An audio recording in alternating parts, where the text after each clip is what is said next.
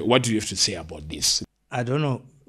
Zvinonetsa pakuti ukasapindura futi zvinoita sokunge une zvimwe zvinhu zvauri kuviga. I'll say it this way.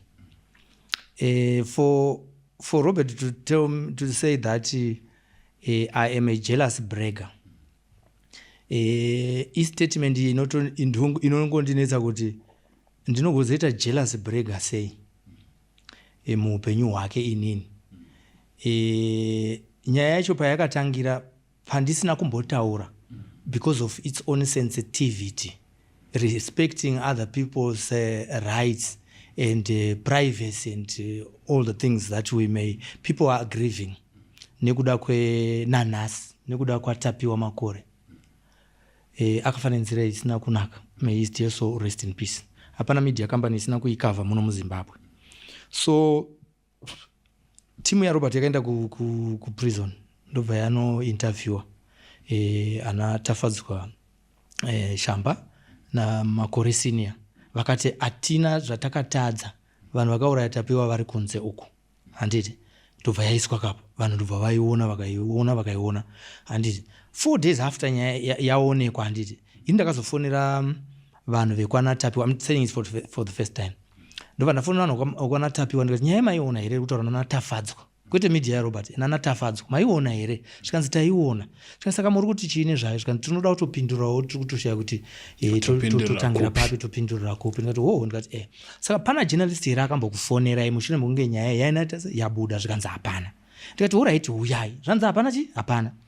Ndobva ndavafonera ndobva tawirirana. Zvikanzi no ndaitaura naspokesperson uya ndobva ati isusu tafonerana tataurirana tatizvoni hadigoni kuuya ndiri 1 toda kuuya semhuri tizoansa nyaya iri kutaurwa nanani nanatapiwa makore senior natafadzwa. Alright, zvakanaka izvozvo. Zvikanzi saka chiti panguva yekuti tiunganidzane semhuri. Vakazoti taungana munokwanisa kuti accommodate rini. Ndikati any day ramuri kuda. Zvikanzi alright, isusu taapo tinokwanisa kuuya nofunga ngori musi weThursday. Ndikati aiwa zvakanaka.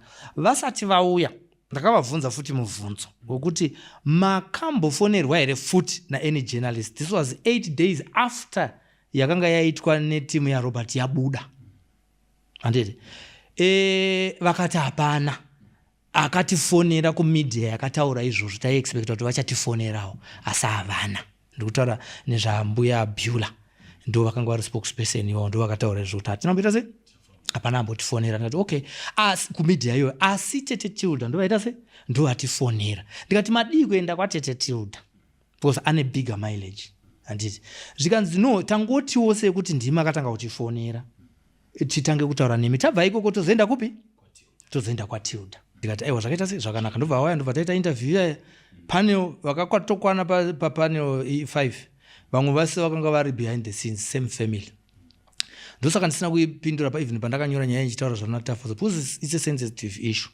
Handimazvona. Saka ndapedza kuiita ndobva aiona Robert kuti ndaita story yanani. Zvikanzi waitire story yangu.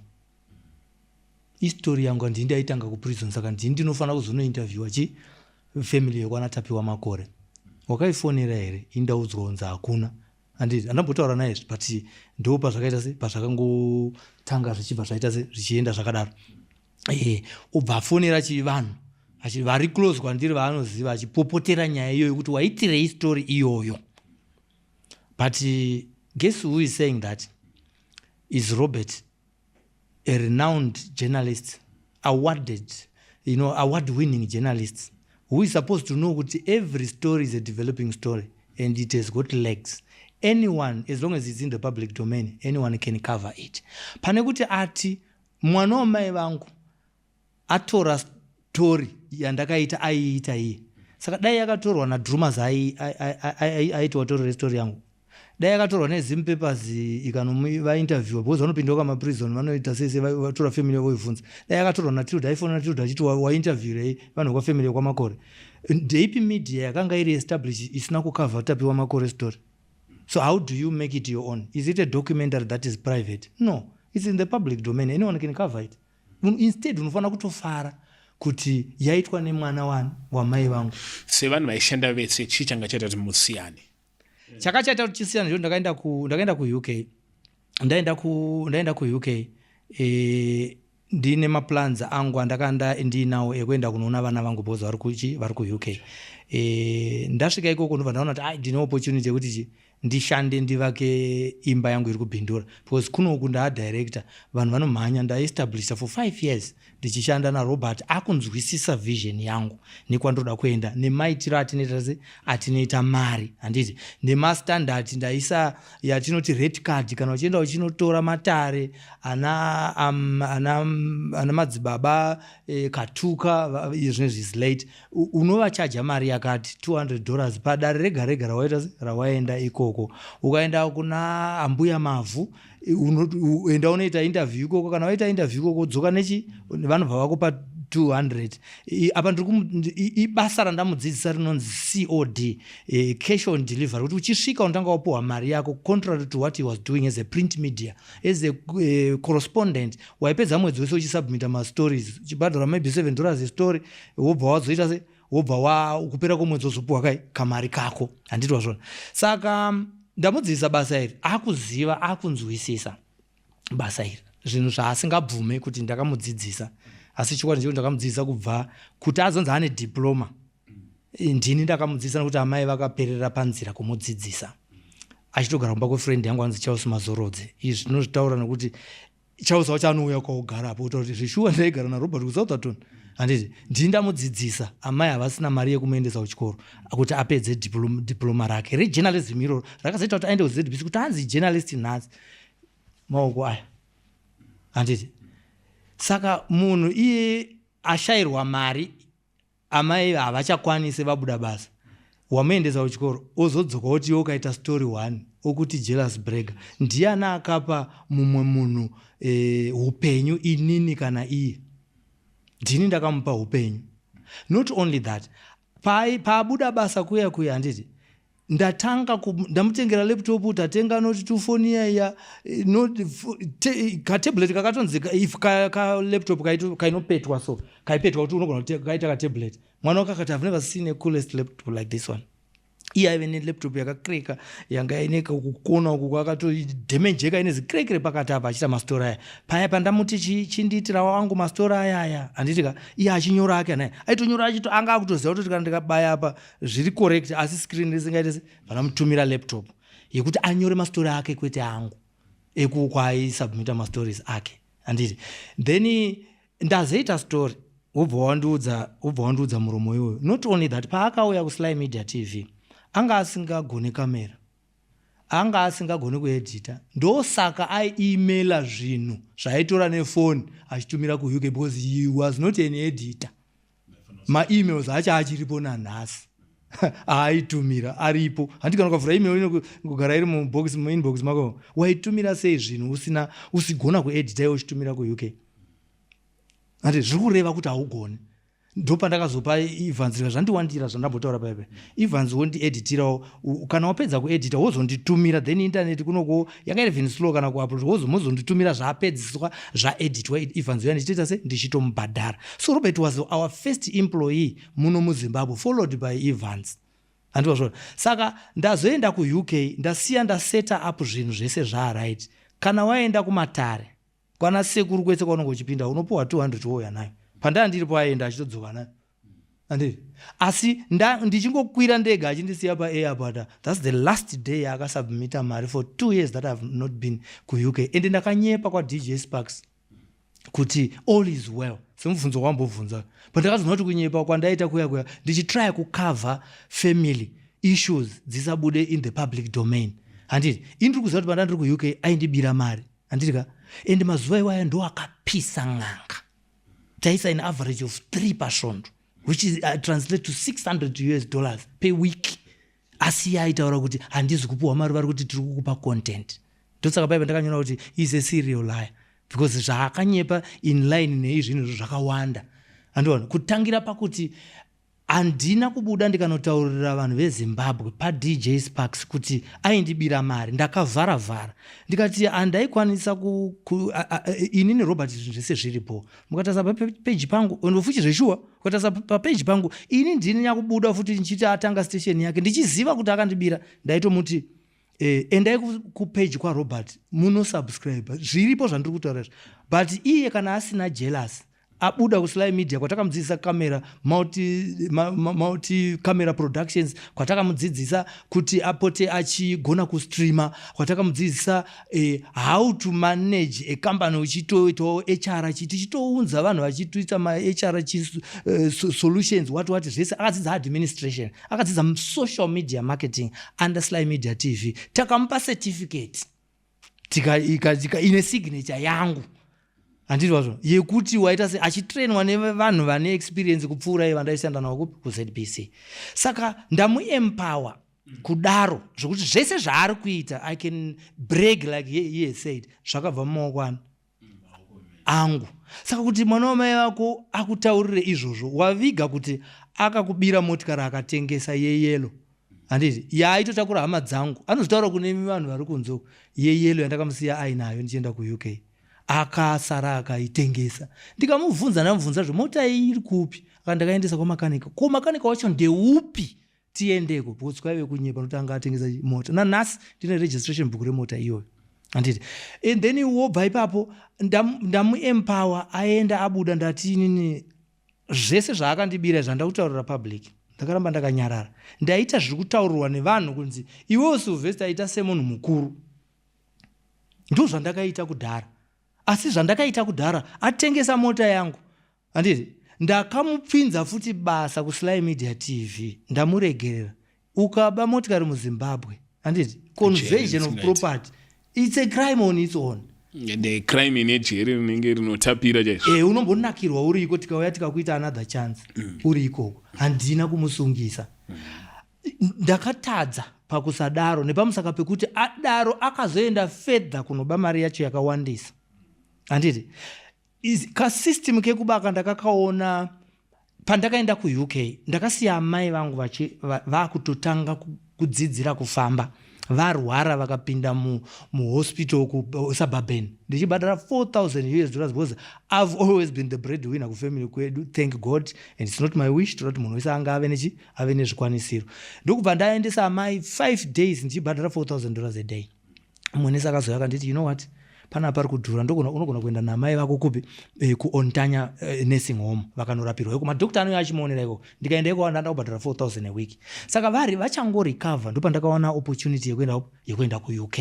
Ndikati ndini breadwinner kuti ndigare futi munomuka zvinhu zviri kundiremera, nokuti iva ndikutaura Robert ari kutorara kuseri kwangu pambedha wangu mumba mangu kuflati kumbaro. Haana chainacho, akadzidza akagara ende akatamba hurovha unotopisa tsitsi for so many years. Hembe dzaipfeka ndedzangu handiti, pai pekugara ndepangu.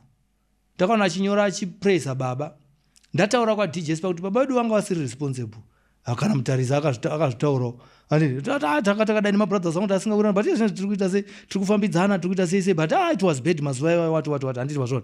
We do this because testimony handiti. Ini baba wangu wakazofa taita make peace, but hazvirabhe kuti ndisazvitaura kuitira kuti vana baba vasazoita vafunike saizvozvo. So pandakataura nezvababa akabva anonyora kuti baba dai mamuripo mazondiona kuti now award winning journalist was to counter nyaya yangu yandandataura.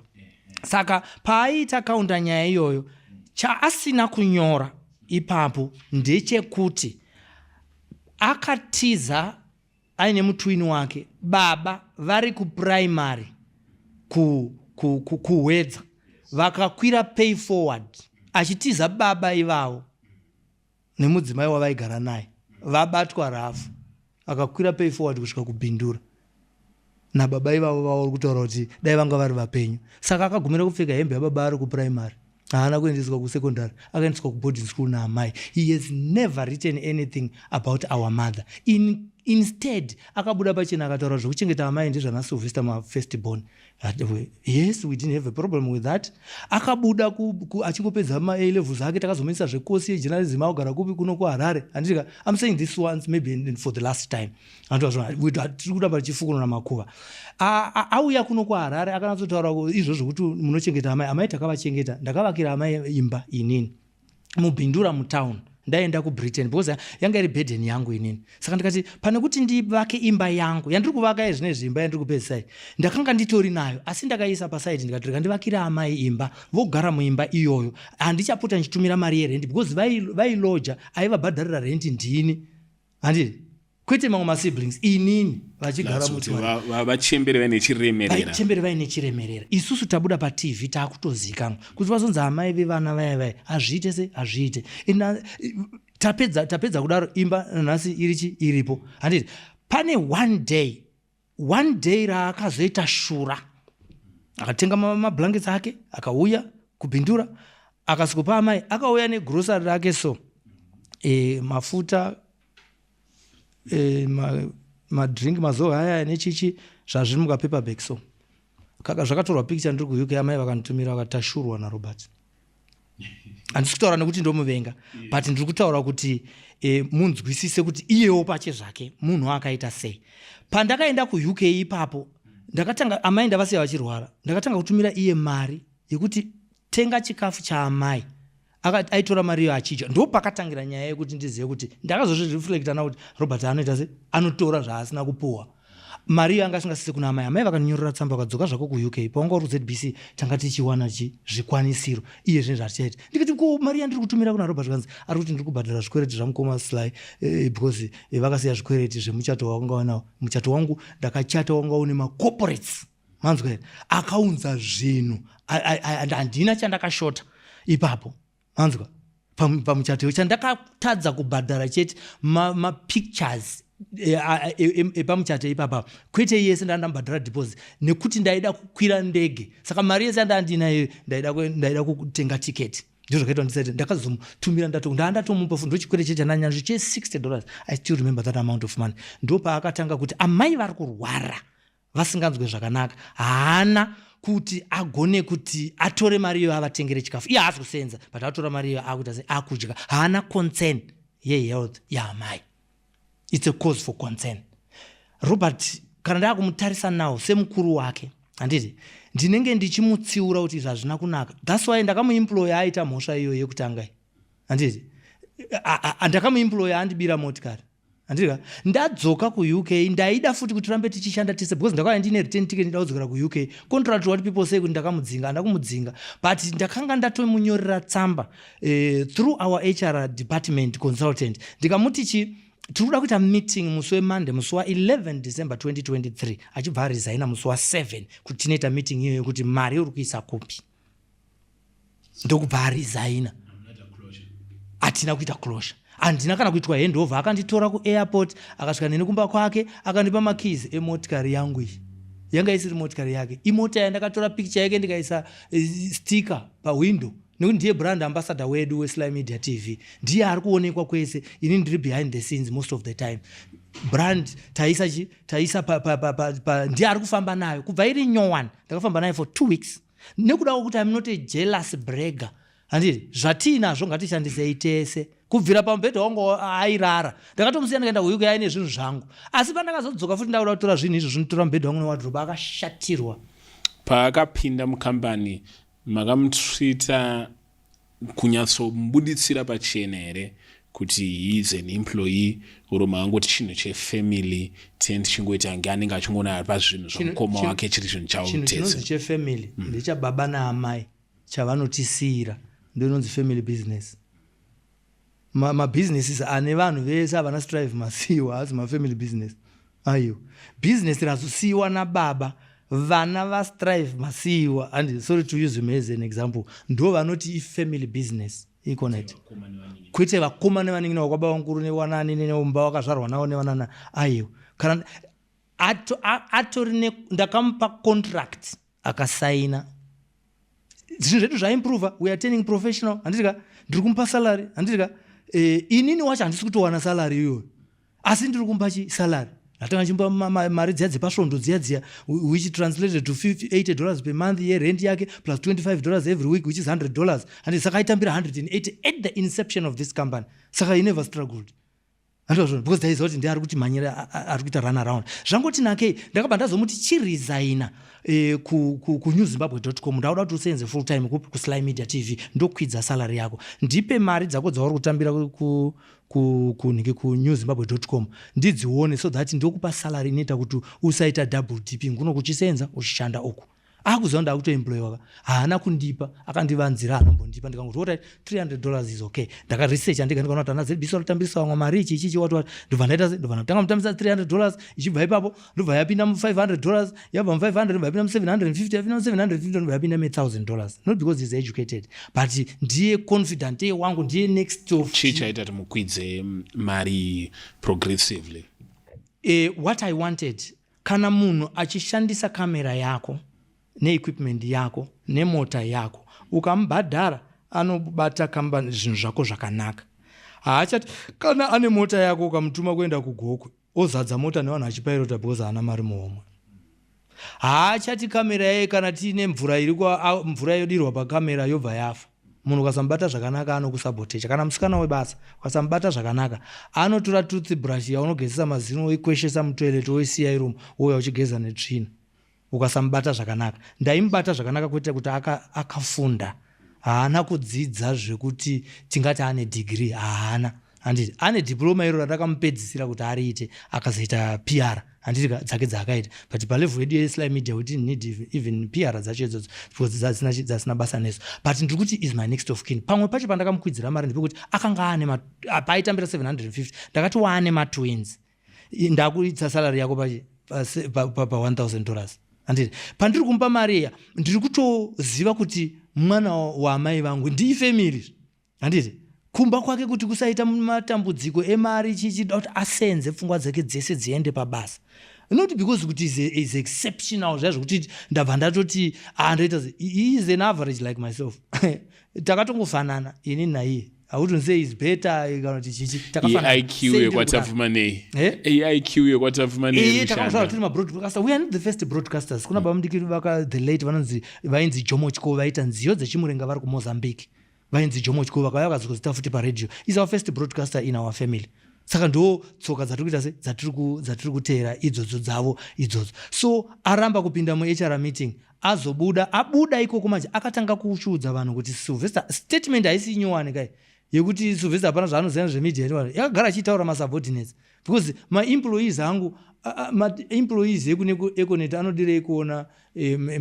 ningirikini degree kana diploma raStrive Masiyiwa hazvina basa izvo it remains mine and mine chiripo nchekuti iwewe ndiwandotoda ako macertificate wechi uye panapa handizvazvo and inini nevision yangu ndakansingamutarisire kuti ati aibva anga asati atomboibva kusvika palevel yatiri kuda handiti sei ndiri kuti is an average presenter ane maadverts here akapuwa ekuSly Media TV atiri kuita ekunzi tiri kuda kubranda Sly Media TV maprogram esanzwa naRobert toda kuningira toda kunonzi kuita se toda kuasponsor maprogram esanzwa naRobert toda kuisa maadverts ari kupi kana ane talent isu vamwe tiri kumanikidzira hatiti wazvona saka vanoteera vane mari vanoteera pane munhu anogona sei asina mamwe maawards ndekungopanana ende kana uri award winner unobuda sei award winner paTV uchitaura kuti nehistory yese yandakudza ndakasenza kuZBC iwe mwana wamai vangu ndiwo buda uchitaura kuti jealous bragger inini uchitoziva kuti ndichienda kuUK ndaive neprogram sponsored program on radio 2 yainzi nzira imwe chete yaipresentwa iri ye1 way ministries ndikati munin'ina wangu agere kumba tigara kumbari kumatagara kafulaso agere kumba haana zvaari kuita is the journalist akamboita attachment kuradio 4 saka anozvikwanisa anosara achiita ndaenda kuUK asi ndiye munhu ari kubuda achiita jealous bragger nekuda kwestory yanatapiwa makore yandakaita ndo zvaakarwadziwa nazvo akandivenga munhu wandakadzidzisa basa mukoma Sly tikasangana na Robert anotiudzawo version yake because munhu anenge achitaura kuside kwake asi kuri kunzi panokwanisa kugadzirika pagadzirika mune chido here chekuzoti mimi muzobati nemunin'ina wenyu ndo zvakaita kuti Sparks ndisataure nekuti taifungudza kuti pachaita a reconciliation I made efforts that the world does not know. Ndanzwa zvese zvaari kutaura, ari kuita sei kuti Sylvester haana zvaanoziva, ane hutsinye. Ndo nyaya yakabuda achibuda muSly Media TV akashandisa mashoko ekuti ndine hutsinye kuti asponswe kutanga kambani yake. Akatobuda achitaura ari paTV kwasekuru Tasva achitaura kuti ng'anga dzese dziya dzaimba 200 dzese ndiri kuenda nadzo kupi kuTV yangu nyowani. And which was disastrous because haubvise munhu paTV station aukuti customer yako, if you do care, ane paTV station 240,000 subscribers woenda naye kustation ine 0 subscribers. Hutsinye hwakaitira ng'anga nokuti business ravo rakadzika nekuda kuti avabvisa pane 240,000. Why avabvisa? Nekuti haasi kuda kuti ini ndakamuendesa kuchikoro ndidyewo mari yanga ichibviswa neng'anga idzi. And ndakaenda ndikanodzibvunza one by one, vakati mabhuku edu akanyorwa kuti Robert pano aibuda aine 800, pano aibuda ane 2000 bonus, pano taimba 200, hapana paaibuda ane mari. Mabhuku tinawo aibuda achida. Nokuti vakazobvunza kuti kumamboitana sei, because business ravo ranga rakuita noise dive. Asi nekuda kwekuti is a serial liar, akanonyepa kuvanhu ivavo, achivanyepera, asi achidzikisa futi business ravo pasi, asi achida futi support yavo kuti vamutengere makamera nemota nekumupa 200 anawo. Saka akati ndikasadaro vanhu havachasara vari paSly Media. Ndikaenda uko simple SWOT analysis, ng'anga dzauri kuti kune mukoma wako hadzibhadhari ndo dzawabuda chete paTV ukati uri kuenda nadzo, unoenderei navanhu vasingabhadhari? Vari kundipa content, zvavanokupa content ivo mapages avo sei asiri bigger than yours because vakaatanga before you. They should be bigger than you because vari kukupa content. Saka content yavo vanofana kuwana masubscriber anopfuura eSly Media TV. Havana masubscriber iwayo because they are not as what he was saying. It was very stupid to say that because havana mapages ari kudaro. Saka iti hanzi vari kuti ndiri kukunzirai content, anga kuri kunyepa, asi vakandiudza ndikanyarara ndikasiyana nazvo. Handiti ndapedza ndikangosiyawo zvakaita zvakadaro. Paakazobuda manje achinyora kuti jealous brag, ndipo pandakazoti you know what, akati handakufunda futi pamusoro paizvozvo. And also, you know what? Let me show the world my certificates and tell them the history. Yekwatakava. Kuti ndidzokerane naye for now. I made efforts. Ndakaenda kwasekuru Tasva chinotaura nyaya kuti munin'ina wangu zvakadai. Ndikaenda nemawitness vangu vanhu kubasa kwedu. Tikaedza kunotaurirana. Iri nyaya yekuti ndikamukumbira ruregero akandidai so pamberi pana sekuru Tasva. Akaonererwa muyadhi yasekuru Tasva. Akaita step ya millionaire achibuda imomo, achibreka kuti hapana zvaunotiita, achitora mapicture, akatora imwe ng'anga achiisa papage pake kuti titye kuti hapana zvatinomuita. Remember after DJ Sparks interview, akafonera DJ Sparks church leader waDJ Sparks akavaudza zvamaita izvi zvine makuva. Ane licensed gun here yekutaura kuti zvine makuva. Ari kutembe ichi ari kutaura kuti anotiuraya nacho. Akataura mashoko ekuti tichazosara tichitaurirana mumwe neanenge asara mumwe wenyu afa pari kufiwa, haana kutaura kune vanhu 1. What he doesn't know he was recorded, and we have that until today. What are you intending to use recording? In case he comes around and say muri kundinyepera, harisi voice rako here, haisi phone number yako here yawakaita saka kuti vese ava uyo ningina vese vari kukunyepera kuti wakataura zvine makuva ada undiuraya nei. Ngoma Sly ingada tagara panyaya iyi zvakasimba bari pane mung'anga ada undiuraya nei. We are surviving not because Mwari anotida, not because we are clever, but his threats were real. They were real because haana kutaura kakawanda, akataura kakawanda kuti munyana kuti ari kupafa. DJ Sparks is a friend. I think it came to your ears if ndiye ari close kunewe but kune vamwe unogona kuya mukana. Pamwe zvakasvikira pandiri. Pamwe zvakasvikira pauri. Iwewe hauna kufonerwa here. Atitaure nyaya hauna kufonerwa. Of course ndakafonerwa. Ndichitonzi tonobata chi. Wakanzi ichi. Enda hangu ndonobata maoko chi. Kuti tichaenda nobata maoko kumba kwana Sparks. And no on record. Of course. So I think maybe by this anengatiuraya reconciliation because I've tried. Ndatry kumisa magroups efamily. Kana kune funeral ndotry kumuudza magroups efamily ndikamisa anobuda. Zviripo ndi kuma funeral haasi kuuya efamily.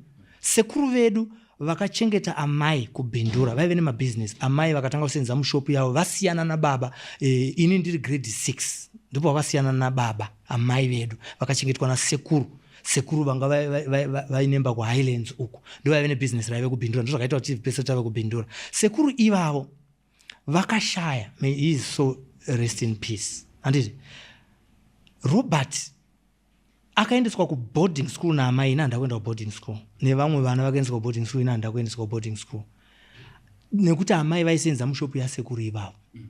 Mari yavaitora vachibhadharira Robert school fees yaibva kuna sekuru ivavo nekuti ndo vaive neshop iri salary yaamai. Tichigara muimba yasekuru iyoyo yavanga vainayo kubhindura ikoko sekuru vakafa Robert anaenda kufuneral until today kana anobata maoko.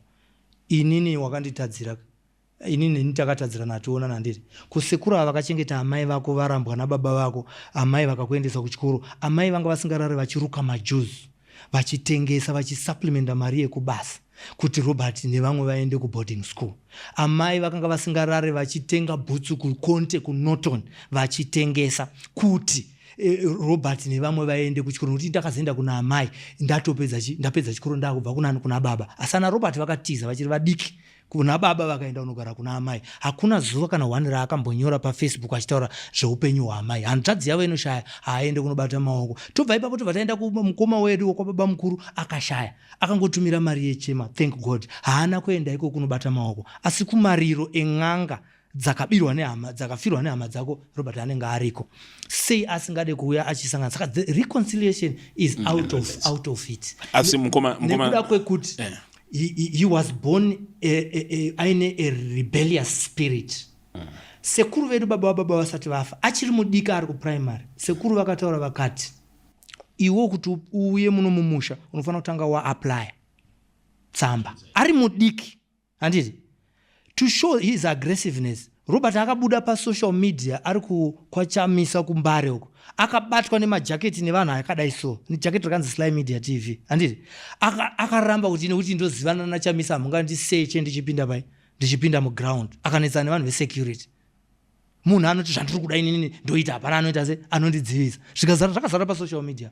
Not only that takamboenda nemwe sponsor Zimbo Life taenda kugoko taita maresources together ndaunza motikari Zimbo Life yadira peturu yatenga chikafu nemari yemalodge ndobva vaenda kugoko kuna tsika mutanda aibira chembere saka taida kuita story mombe asvika ikoko anditi ari ikoko video yacho nayo asvika ikoko akasvika instead yekuti aite news akubvunze munhu uya zvakanaka chiko muri kuzvifambisa sei wati akamira pachimba chacho chaiitirwa dare iroro natsika mutanda achiti kuna vanhu ione nyoka pamba pako tozonebvisa ione chichi anditi akasumuka so akabata microphone yanga akaisa pabelt up akadai so akabata akadai akati izvo akatanga kutaura naye akamutarisa kuti urubira vanhu iwewe uri kuita sei uri kudidi anditi vanhu vaindobva vazvona kuti microphone apa akuisa mutemo maoko kudai ekubata sekunge akabata pfuti.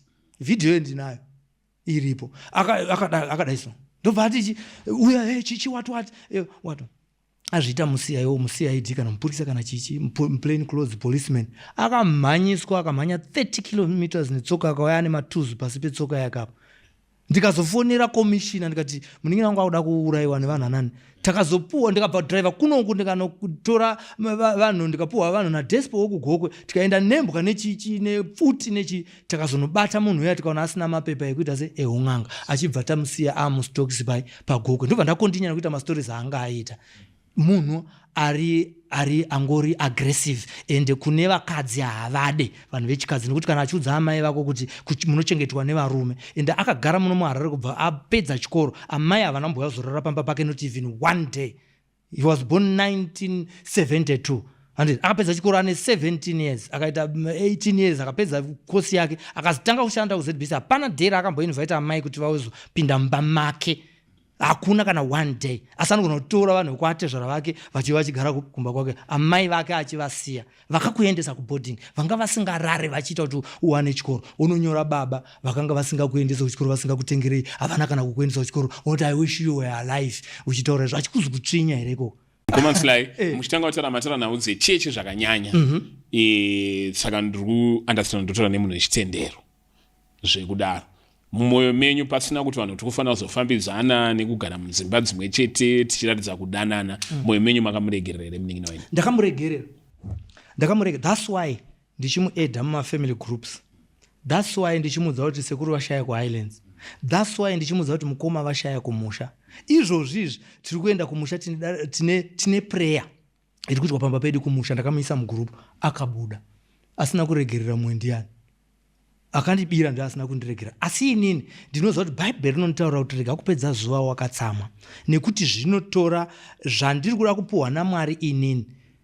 Anofana kusvika, Mwari anofana kusvika ndiri upright, ndisina munhu wandakasungirira pamwoyo pangu. Handiti kuti ndigone kuwana mablessings angu andofana kuwana kuna Mwari, ndofana kumuregerera. Ndakagara ndichimuregerera pese paaita. Paakatengesa mota yangu handakumusungisa kai, paakaba kusila media handakumusungisa kai, paakataura zvezvo zvaakataura izvezvi against lokubuda painternet uchitaura zina nebasa uchitaura lies kuti handaenda kuchikoro iyi ndine diploma randakaisa apa randakanyora futi kuti majournalists mashamwari aRobert, majournalists mashamwari, whether ndanachidza whether ndanani, nyorai endai kucollege kwandakadzidza muchinovhunza kuti ifake diploma here randakadzidza kuUK. Hanza ndaona ari nyora. And I'm still encouraging people to go and write. So that zvaakanyora apa achiti he has never practiced media even in his own house. Muone kuti ane moyo wakashata ndiani. Mukoma Sly. Ndo pandakazonyora kuti ndipedzise nyaya yacho ndakazonyora kambo. Kana kuti Mwari ndipewo simba rekuregera nokuti vakatondikwanisa ndikatozvigona. Nekuti aizi nyore kuti munhu akubira motikari yako regere kumusungisa. Handiti ndipo patakazobuda kuti takunyora kambo kekutaura kuti Mwari ndipewo simba rekuregerera vanonditadzira, nokuti imi munozvigona Mwari Ishe Jesu zvekuregerera avo vanonditadzira kuti tirambe tiine harmony pakati pedu. Ndikafa nhasi Robert anokwanisa kuchengeta vana vangu. Handiti kwete nokuti pane grudge riripo, akafa iye ndofanira kuchengeta vana vake. Handiti zvona zvimwe zvinhu zvaanotiza kwandiri kuti ndiri munhu anotaura kuti hatifaniri kudai. For example, ndomutaura kuti haufaniri kugara nemukadzi usina kubhadhara roora. Unoita vana 3 kusvika munhu akusekondari anoti siyana nezvefamily yangu, but hauna kurooraka. Roora kana uri munhu akaita se akarongeka. Ungazogona kuronga zvinhu zveSly Media TV iwe hauna driver's license. Handiti wakarongeka pakuita se hauna kuroora mukadzi waunogara naye. Pamakanoroora makaenda naye. Kana akazoroora asi ndo nyaya dzataitawo. Ndokuti pamakanoroora imi makaenda naye here. Handina kuenda naye nekuti takanga tatoita se tatonetsana because first marriage yangu yakaita se yakafela. Asi ndakaenda naye. Robert ndiye akari manager womuchato wangu. Ndiye aita run around kuti chinonzai zvese zvinoitwa because ndandisingamusiye. Handizvo zvona. Kumuregerera ungarwadziwe zvakadii kuti ndakamutengera imba kuNorton. Anotaura an award winning journalist anonyepa kuti imba yake kuNorton dzaipiwa vanhu mahara vakanga vasingatambiri mari shoma. Wakamboona cabs ichipa vanhu imba mahara iwo. Ndo zvaanofamba achitaura izvezvi kuti imba yake kuNorton takaipiwa mahara. Handiti asi zvese izvozvo ndakamuregerera. Vanhu vanozoti I'm not a jealous. Kana vanhu vanonyora futi paFacebook kuti ndiri jealous, handizi jealous nekuda kwekuti zvandawaniswawo naMwari muupenyu hwangu haana izvozvo. Ndogosaitira munhu jealous asina driver's license, ndoitira munhu jealous asina imba ari kuroja, ndoitira munhu jealous asina stand iri muzita make, asina driver's license but ndoitira munhu jealous ane stand anofamba achiti tine stand iri muzita remukadzi. Ndomitira jealous kuti andikunda chi. Ini pandakauya kunokuka ndakasina intention, ndaimuguruma kuti agone kuve an anchor wema-programs. Ndosaka ndaiunza ana Oscar. Ndaivaunzirei kana he's talented. I'll tell you what, the first person I approached, even knowing kuti Robert Hane journalism, was Ruvheneko Pararinyatwa to be my presenter. Ndisati ndatanga Sly Media TV. Ndikazoona abuda anastana atanga chinjake. Handiti ndo munhu wandakatanga kuapproach. Do you know kuti vanhu vandinonotoda ndanabheri munandi. That's the caliber of journalists that I want kuti vaite sport program yangu. That's my thinking. Saka I do a SWOT analysis kuti do you take my vision to another level? ndoona kuti haukwanise. I've got an English channel now. Do you fit in yandiri kulauncha? Do you fit in this channel? Unokwanisa kungoita general news. Kana usingakwanise, don't tell yourself you are important to me, because ndiri kuona kuti you can't do the English channel, because you can't do a proper a voice over that can be recognized as a journalist. But you want to wakapenga, but ndikakuanalyze ndoona kuti hausvike pana Oscar. Handiti ndikakuanalyze ndoona kuti hausvike pana Justin Mahlala. Ndosaka ndichitora ndikaka uripo ndakakutorera Glenda Fadzaita kachicha was our first presenter kuita ma programs ema interviews iwaya. Handizvo sei ndaitora vanhu ivavo, because vision yangu ndeye kuti unofana kuunza talent pamwachete. Waunza talent pamwachete woita chinhu chinoonekwa nenyika yose. Chorega kunzi family ndokukutora nokuti uri mwana wamai vangu saka ndodai. The other thing is angaclaima kuti mota yake yandakashandisa ndadzoka. Remember ndamusiya aine yangu aitengesa nditi ndazodzoka iye andipa yake kuti vanoshandisai kuti mota yangu yawaishandisa ndo mashares ekuti ndiite 50% newe kuSly Media TV. Ndo rimwe godo raanaro iro. Ndikati hakuna zvakadaro, wakauya usina chinhu. Wakauya usina chinhu uri an employee. Dai pandai kutambirisa 1000 waida kutenga mashares waifana kutora 500 nuni ndairarama ndisina pay. Pese paaindibira painda asingaone pay kuSly Media TV. Through the 7 years ndakashanda nazo tese, inini ndakatambira only 5 months. The last 5 months dzemuna 2023 ndopa ndakatanga kutambirawo mari ipapo. Mukoma Sly, nyaya dzedu dzaSpare